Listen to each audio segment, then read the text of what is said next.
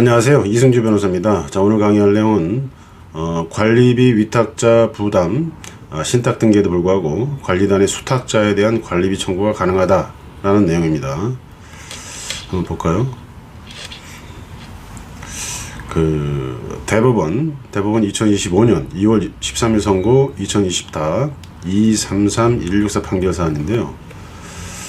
위탁자가 있었고 수탁자가 있습니다. 수탁자는 신탁회사고 담보신탁을 해뒀어요. 그러면서 신탁계약서가 작성이 됐는데 관리비는 위탁자가 부담한다. 자, 이렇게 계약서가 작성되고 이 계약서가 신탁 원부에 포함되면서 등기부에 편철이 됐습니다. 그래서 등기부에 공시가 된 거죠. 이걸 뭐라고 하냐면은 등기부가 된 거예요. 등기부의 일종이 된 겁니다. 이 신탁계약 내용이 등기부의 관리비 위탁자 부담, 이렇게 등기부의 내용이 됐다. 일단 이렇게 보시면 돼요. 자, 그런데 이 해당 이 부동산인데 부동산이 신탁된 건데 부동산에 대해서 관리비를 안 냅니다.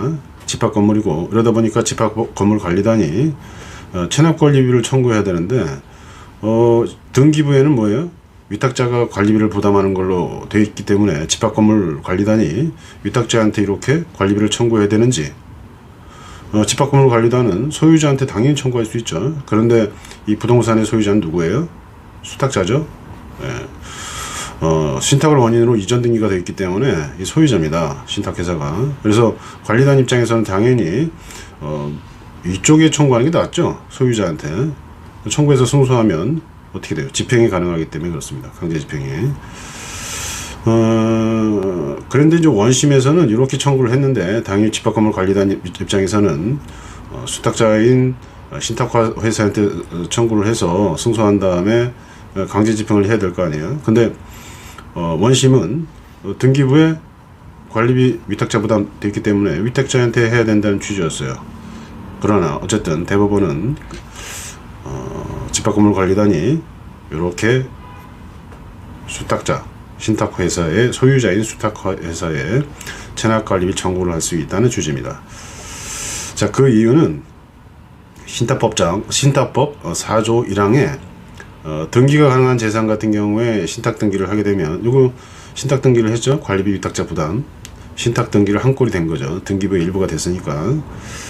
자, 그 재산이 신탁 재산에 속한 것임을 제3자에게 대항할 수 있다라는 취지로 적혀 있는데, 이 의미는 이런 경우에 위탁자한테 관리비를 청구하라는 의미는 아니라는 거죠. 이 의미는 재산을 신탁 등기한 경우에 그 재산이 수탁자의 재산과 독립하는 존재한다는 것을 제3자에게 대항할 수 있다는 것 뿐이지 본건과 같은 경우에는 적용되지 않는다는 거예요. 요것에 한정된다는 거지. 관리비 부담, 누가 부담하는지 이것까지 관리단이 얽매일 필요가 없다는 겁니다. 자, 결과적으로 관리비 위탁자 부담 신탁 등기에도 불구하고 관리단은 수탁자에 대한 관리비 청구할 수 있고, 여기서 승소를 하게 되면 신탁부동산 있죠? 신탁부동산에 대해서 집행도 할 수 있습니다. 자, 요거에 대해서 서울고등법원 판례공보 스터디 해설을 보시면 2025년 4월 1일자 판례공보인데, 이 판결에 따라서 환송심의 심리한 결과 수탁자인 신탁회사가 집합건물 관리단에 대해서 관리비를 부담해야 한다, 이런 판결이 이제 정식적으로 대법원 판결에 따라서 환송돼서 이렇게 소송하는 게 인정된다. 이렇게 되면은 집합건물 관리단은 수탁자 명의 구분 건물에 대해서, 요 신탁 부동산에 대해서 요거에 대해서 강제 집행을 할 수 있다. 요거 이제 신탁법 22조 1항에 따라서 원칙적으로 신탁 재산에 대해서는 강제 집행 이런 게 안 되는데, 다만 신탁 전에 원인으로 발생한 권리 또는 신탁 사무의 처리상 발생한 권리에 대해서는 집행이 가능하거든요. 그래서 이제 신탁 사무의 처리상 발생한 권리로 봐가지고 집행이 가능하다는 의견을 개진하신 것 같아요. 저건 이제 판사님들이 공부해서 올리는 겁니다. 자, 오늘은 여기까지 강의하겠습니다. 감사합니다.